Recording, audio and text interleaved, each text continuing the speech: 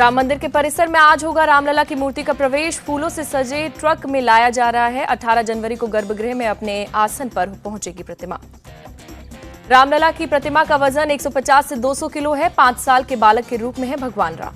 मैसूर के रहने वाले मूर्तिकार अरुण योगीराज ने बनाई है रामलला की प्रतिमा। उनकी बनाई श्यामल मूर्ति का किया गया है चयन। आज श्री रामलला की मूर्ति का मंदिर परिसर में भ्रमण होगा। जल यात्रा, तीर्थ पूजन, ब्राह्मण बटुक, कुमारी सुवासिनी पूजन, वृद्धनी पूजन, कलश यात्रा का भी है कार्यक्रम। अयोध्या में राम मंदिर का गर्भगृह बनकर हो गया है तैयार। प्राण प्रतिष्ठा के 6 दिन पहले ट्रस्ट ने जारी की है नई तस्वीरें। मंगलवार से प्राण प्रतिष्ठा महोत्सव भी शुरू हो चुका है। अनुष्ठान का कार्यक्रम 21 जनवरी तक चलेगा। पिछले 70 सालों से पूजित वर्तमान प्रतिमा को भी नए मंदिर में गर्भगृह में ही रखा जाएगा। ट्रस्ट की ओर से दी गई जानकारी। रामलला की प्राण प्रतिष्ठा के दौरान पीएम मोदी होंगे मुख्य यजमान। प्रधानमंत्री ने अनुष्ठान शुरू कर दिया है। प्राण प्रतिष्ठा से पहले होने वाले अनुष्ठान को पूरा करने के लिए दूसरे यजमान भी हैं। राम मंदिर के ट्रस्टी अनिल मिश्रा और उनकी पत्नी भी है मुख्य यजमान। प्राण प्रतिष्ठा अनुष्ठान के यजमान अनिल मिश्रा ने किया सरयू स्नान। पूरे विधि विधान के साथ अयोध्या में दशविधि स्नान संपन्न। रंगोली से सजकर तैयार है अयोध्या की सड़कें। 8 किलोमीटर की रंगोली बनाकर वर्ल्ड रिकॉर्ड बनाने की है तैयारी। अयोध्या में रामलीला की शुरुआत बिंदु दारा सिंह और राकेश बेदी रामलीला में ले रहे हिस्सा। अयोध्या में भगवान राम के प्राण प्रतिष्ठा महोत्सव से पहले निकाली गई कलश यात्रा लता मंगेशकर चौक से निकली। कलश यात्रा में बड़ी संख्या में महिलाएं हुई शामिल। अयोध्या में लता मंगेशकर चौक के पास दीवारों की हो रही है सजावट। रामायण से जुड़ी चित्रों को बनाया गया। अयोध्या में सैंड आर्टिस्ट ने बनाई भगवान राम की तस्वीर। राम मंदिर की तस्वीर भी बनाई। असम से अयोध्या साइकिल से पहुंचे 4 राम भक्त भगवान राम के करेंगे दर्शन। सरयू घाट पर भव्य दीपोत्सव का आयोजन। प्राण प्रतिष्ठा समारोह से पहले जगमग हुई राम की नगरी।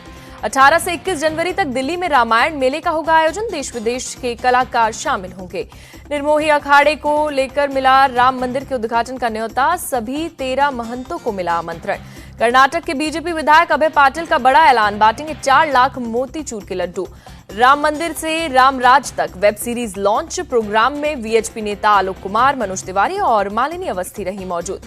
अमेरिका के कैलिफोर्निया में राम भक्तों ने गाड़ियों से लिखा राम नाम। गाड़ियों की लाइट जलाकर राम नाम की धरती पर उकेरा। लोक गायिका मालिनी अवस्थी का खुलासा। कहा दूरदर्शन पर 2005 में राम अयोध्या में जन्मे, इसे गाने से रोक दिया गया था।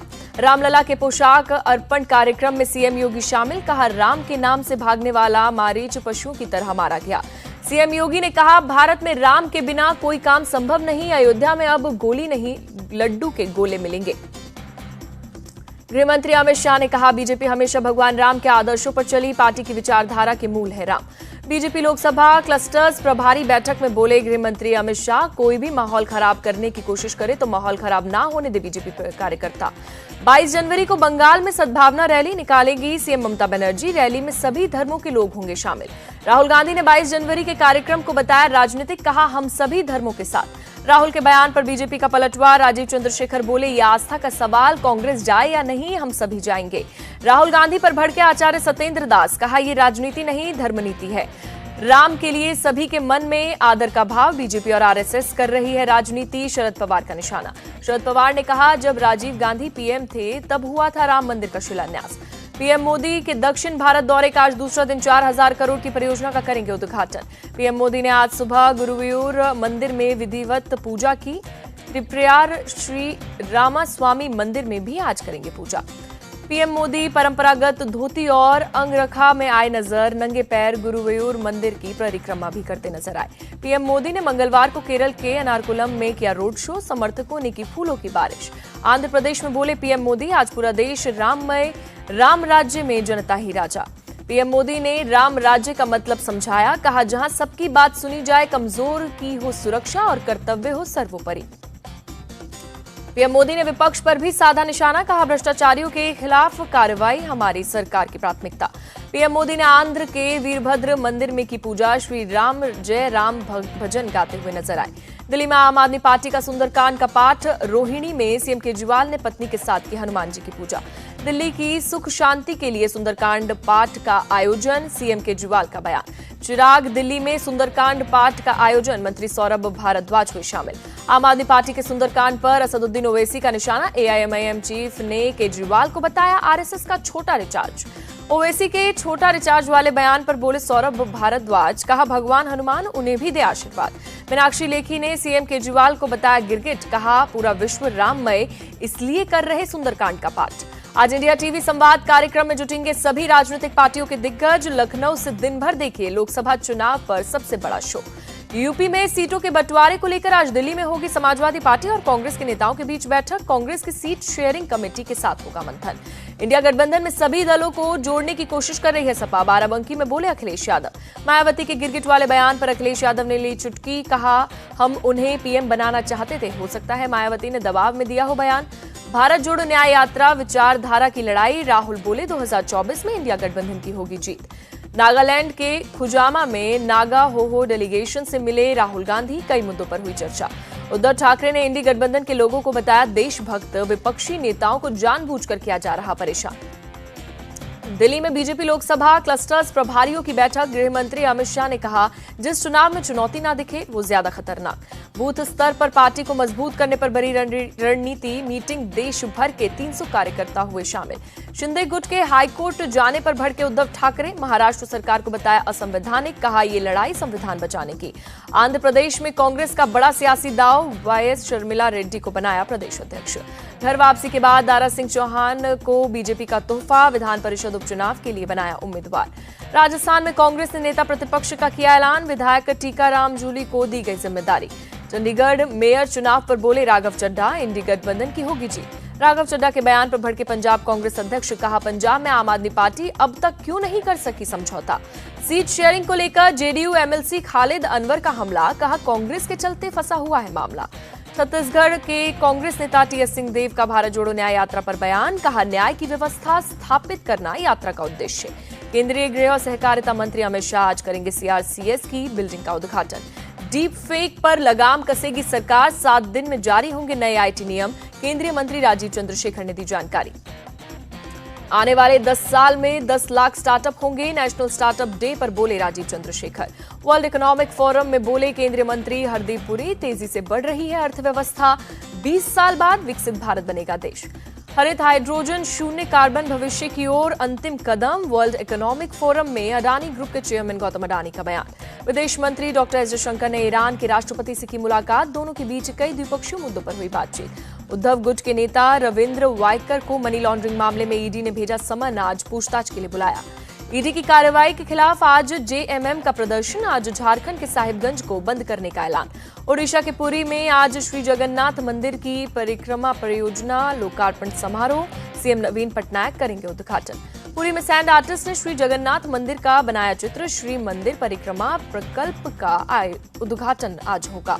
उत्तराखंड के पौड़ी में खाई में जा गिरी कार, एसडीआरएफ की टीम ने कार सवार 3 लोगों को रेस्क्यू किया। हादसे में घायल 3 लोगों को अस्पताल में कराया गया भर्ती, गुमखाल के पास अनियंत्रित होकर गिरी कार। हरियाणा के पानीपत में नहर में जा गिरी कार सवार 2 भाइयों की बची जान। कोहरे की वजह से कार नहर में जा गिरी, पानी की तेज धार में बहने लगी कार, 2 भाइयों ने कार का शीशा तोड़कर बचाई जान, स्थानीय लोगों ने की मदद। यूपी के गाजियाबाद में कार चोर गिरोह का भांडाफोड़, पुलिस ने गिरोह के 4 चोरों को गिरफ्तार किया, 4 लग्जरी गाड़ियां बरामद। पुलिस ने गिरोह को लेकर किया खुलासा, गैंग ऑन डिमांड करता है कारों की चोरी, डिमांड के बाद रेकी कर चुराते थे गाड़ियां। पुलिस के मुताबिक दिल्ली एनसीआर में फैला है गिरोह का नेटवर्क, गैंग से जुड़े 2 लोग फरार, पुलिस कर रही पूछताछ। मुंबई में 2 हथियार तस्कर गिरफ्तार, 8 गन और 15 कारतूस बरामद। दिल्ली में आज भी घने कोहरे से जनजीवन अस्त व्यस्त, एयरपोर्ट पर करीब 120 फ्लाइट प्रभावित। यूपी के मुरादाबाद में कपकपाती ठंड और कोहरे का डबल अटैक, रेलवे स्टेशन पर ट्रेन के इंतजार में बैठे यात्री। यूपी के मेरठ में बीजेपी विधायक धर्मपाल सिंह ने किया शेल्टर होम का दौरा, बीजेपी विधायक ने सुविधाओं को लेकर लोगों से बातचीत की। पंजाब के अमृतसर में कोहरे ने थामी रफ्तार, विजिबिलिटी कम होने की वजह से लोगों को गाड़ी चलाने में हुई परेशानी। भारत और अफगानिस्तान के बीच तीसरा T20 मैच आज बेंगलुरु में शाम 7 बजे से खेला जाएगा मुकाबला। 3 मैचों की सीरीज में भारत 2-0 से आगे, आखिरी T20 जीत क्लीन स्वीप करना चाहेगी टीम इंडिया। भारत तीसरे मैच में अफगानिस्तान को हराकर T20 में क्लीन स्वीप की बनाएगा हैट्रिक। ऑस्ट्रेलिया और वेस्टइंडीज के खिलाफ कर चुका है T20 सीरीज में क्लीन स्वीप। भारत अपने घर में लगातार 15 T20 द्विपक्षीय सीरीज में दर्ज की है जीत। 2019 के बाद भारत नहीं हारा है एक भी T20 सीरीज। टीम इंडिया के ऑलराउंडर शार्दुल ठाकुर की टखने की चोट अभी तक ठीक नहीं हो पाई। शार्दुल ने रणजी ट्रॉफी से 2 हफ्ते का आराम मांगा। T20 वर्ल्ड कप और इंग्लैंड के खिलाफ टेस्ट सीरीज से ठीक पहले शार्दुल का ठीक ना होना टीम इंडिया के लिए बहुत बुरी खबर। इंग्लैंड के पूर्व क्रिकेटर नासिर हुसैन ने भारतीय पिचों को लेकर बयान दिया। नासिर ने कहा कि भारत को 5 टेस्ट मैचों की सीरीज के दौरान टर्निंग पिचें तैयार नहीं करने चाहिए। बीसीसीआई शिवम और यशस्वी को सेंट्रल कॉन्ट्रैक्टर लिस्ट में शामिल करने की सोच रही है। दीप्ति शर्मा को दिसंबर 2023 के लिए ICC women's player of the month के लिए चुना गया। दीप्ति ने इंग्लैंड और ऑस्ट्रेलिया के खिलाफ 2 टेस्ट मैचों में शानदार प्रदर्शन किया था। रणजी ट्रॉफी में मुंबई के कप्तान अजिंक्य रहाणे ने अपनी इच्छा जाहिर की।